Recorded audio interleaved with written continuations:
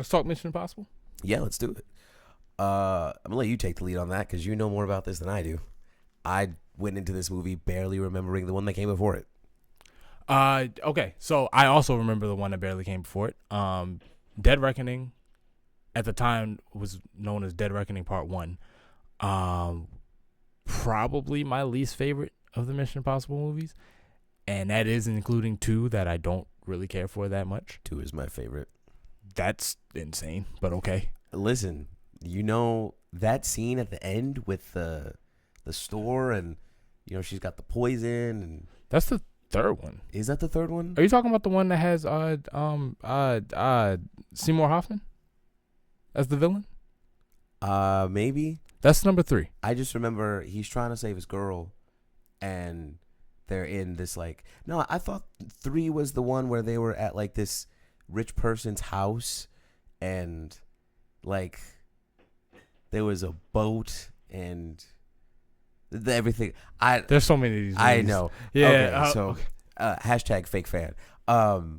Yeah, whichever one was the one where he was he just definitively gets the girl at the end. They walk off into the sunset, and that's bada bing, bada boom. Yeah, I think that's 3, but it's really neither here nor there. My point is, I didn't really care for the last one, which was a shame because I felt like Mission Impossible was just on this unbeatable streak, right? And the last one, while if I'm being brutally honest, I wanted to say, I wanted it to be the best one. I always just want the ending to be the best, whatever. It rarely happens. So while it didn't hit that bar, I will say it was to me, what felt like a worthy send-off. There were some decisions that the last movie made that I think tainted the send-off a little bit, but by then you couldn't really unring that bell. Namely speaking, I still, having now seen Dead Reckoning and The Final Reckoning, I can't make heads or tails of the decision to kill off Rebecca Ferguson. I don't see what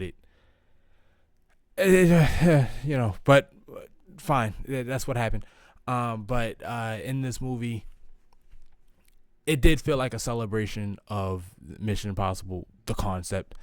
If you have been watching these movies, this is the most impossibilist of the Mission Impossible. But literally, his plan they could never pull this off in real life. But that's what I watched these movies for. It's very much how I felt when I was watching Endgame, where it's does it necessarily work as its own movie? Not really. There's a lot there that's kind of, in terms of its own thing, it's kind of weak. But I feel like there's a time to just pay off your fans. And if you've been watching the Mission Impossible movies, I don't know anything about the original series, but if you've been watching the Mission Impossible movies, then this is just a celebration of everything that you've come to associate with these movies. This is Tom Cruise at his most, I don't care about my life, and I'll just do whatever crazy stunt you need me to do. That's what I watch these movies for. It's not a Mission Impossible movie if Tom Cruise is not running like Usain Bolt. That's what I'm saying. Dangling off a plane, just 4,000 feet in the air. Dude, so like I said, I don't have much to say about this movie. I really enjoyed it. For just as someone who doesn't really know much about the series, I've seen all of them circa one time, and I don't remember much of these stories. They even did a callback to the first film in this last one, and him and some of our other friends that we went to go see were like, "Oh, hey, that's that guy from that first movie," and I was like, "Dude, if this flashback was not here, I would not have remembered that." So fan service for the fans. I actually think for the most part, I think I just enjoyed the story in its isolated form. I think there was one thing that was really peculiar in that they just kind of added a character that the entire time in this movie I was like, who is this guy? In the first 10 minutes, I looked over him and I was like, hey, So I know you recently saw this movie, this being Dead Reckoning. I was like, I know you recently rewatched Dead Reckoning for this. I didn't get the chance to do it. Who is that character? Oh, you talking about the brother? Yeah, No idea. exactly. Like, He just gets inserted into the movie, and I was like, I don't recognize him. yeah, having seen the movie, it's clear to me that they just needed their new squad, going forward. Either epilogue going forward, as in you can just take away that this will be the Mission Impossible force from this day forward, or if they are perhaps going to revisit the franchise and bring these characters back, which for all intents and purposes I kind of hope they don't do, because if you're gonna go through the rigmarole of everything that they do in this movie to make it feel like an ending, let it be an ending. You can have the team walk off and ready for their next mission, and that be that. I don't never need to know what that mission is. I don't need to see how this group comes to see themselves as family. This is the next group. Now, maybe in 20 years, whatever, if it's, for the next group of people, but all of them will be dumb old by then. So I don't know. I say leave it alone. It was cool. I mean, like, it doesn't have the strongest villain that the franchise has ever seen. But it was a nice ending villain. I will say the AI threat, even though it's hard to conceptualize, terrified the hell out of me. There's something about the idea that when they're holding that little thing, that the entity is in that. Even right now, I'm shivering. Like, I don't know if you can tell, but like just like looking at it. Let me, quick aside. I was at the church the other day, and I walked upstairs to where what used to be the computer lab. It's like the attic, and there was like a angel mannequin type thing, but it was like one of those, like, how like it's it kind of looks like it's made out of like sticks that are weaved in or whatever to make the figure. So it was like one of those, right? And I see the figure just sitting there, and I was so unsettled. Like, it was going to turn and look at me. No face, and I was just like, I need to get out of here right now. And that's how I felt about the entity when it's just sitting there. I'm like, okay, for all intents and purposes, while the human element of the villain is probably among one of the weakest villain that the franchise has seen, this entity, this faceless, soulless, all-powerful entity, that they succeeded in terrifying me there. The robots are going to take over. I certainly hope not. All in all, solid film.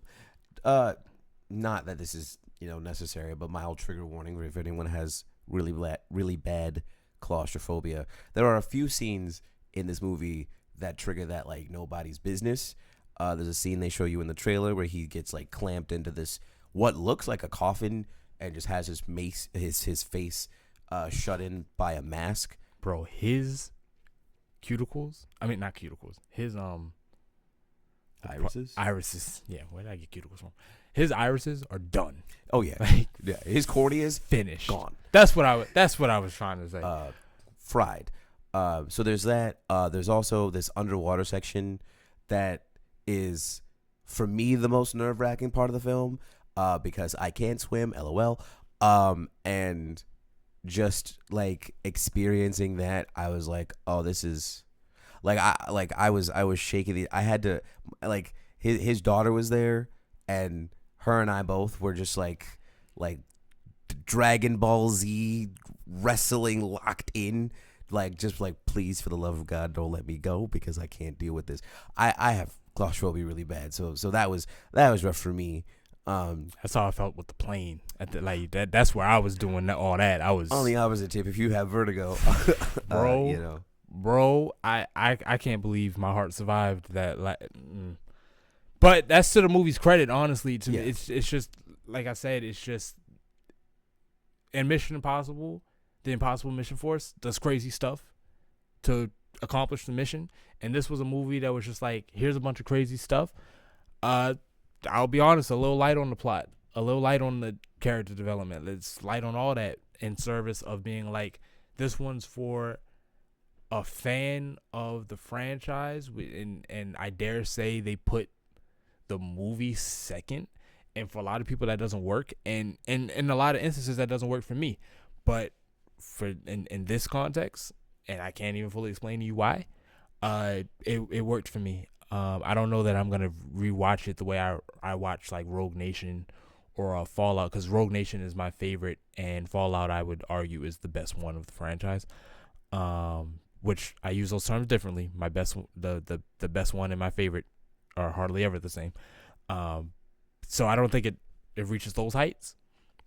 But we've gotten disappointing franchise endings before, and I'm just glad that something I watched for such a long part of my life, I get to walk away being like, I'm happy with where it ended. It's not episode 9. So I say go check it out. It's not one you have to, like you said, rewatch a bunch of times. Or maybe it is because you really like it. I say it's worth a watch. I don't have any strong feelings tied to it either way. Fair enough. Yeah, that's about where I'm at.